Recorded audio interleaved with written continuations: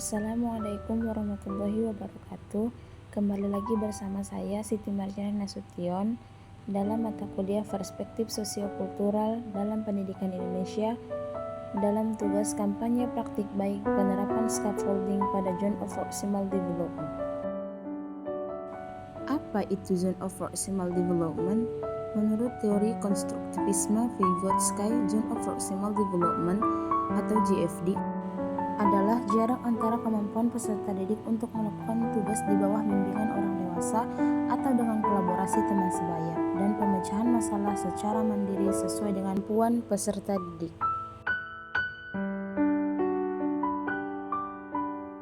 Nah, di sini guru terlebih dahulu memberi asesmen di awal, yaitu asesmen diagnostik adalah sebuah asesmen yang dilakukan secara spesifik untuk mengidentifikasi kompetensi, kekuatan, kelemahan peserta didik sehingga pembelajaran dapat dirancang sesuai dengan kompetensi dan kondisi peserta didik.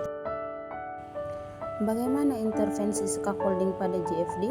Konsep scaffolding sejalan dengan pendapat Vygotsky pada tahun 1978 berkaitan dengan Zone of Proximal Development atau GFD yang menyatakan bahwa setiap anak dengan bantuan dapat mengerjakan lebih dari yang dapat dikerjakannya hanya jika pembelajaran dilakukan dalam batas perkembangannya.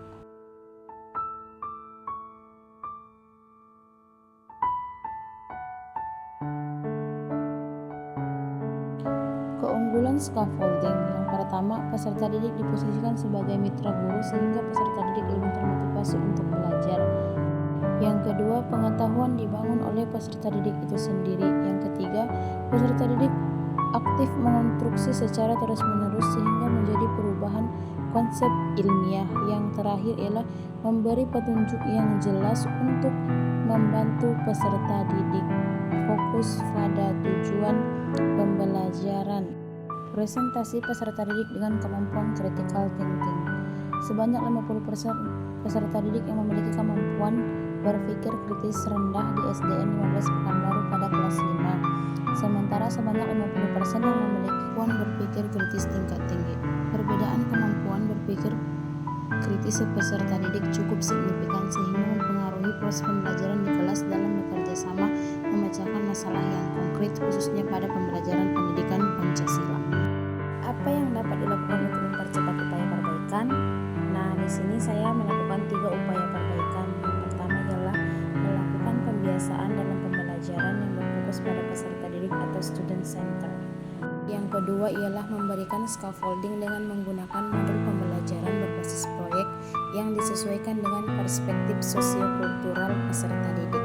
Yang terakhir ialah menerapkan pembelajaran diferensiasi dan pembelajaran berbasis budaya daerah sekitar peserta didik tersebut. Nah, di sini saya juga menambahkan apa sih yang harus dilakukan. Yang pertama itu ialah mengurangi pembelajaran yang berpusat kepada guru atau teacher center. Yang kedua ialah mencari tahu GFD, Zone of Proximal Development peserta didik tersebut. Nah, di sini saya mencantumkan aktivitas dalam pemberian scaffolding kepada peserta didik.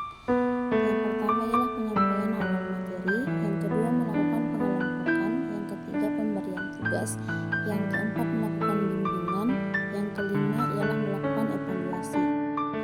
Nah, di sini juga saya mencantumkan beberapa dokumentasi penerapan scaffolding di kelas 5 SDN 15 Pekanbaru, yang mana yang pertama saya menyampaikan materi awal, yang kedua saya melakukan pengelompokan peserta didik sesuai dengan kebutuhan belajar setiap peserta didik.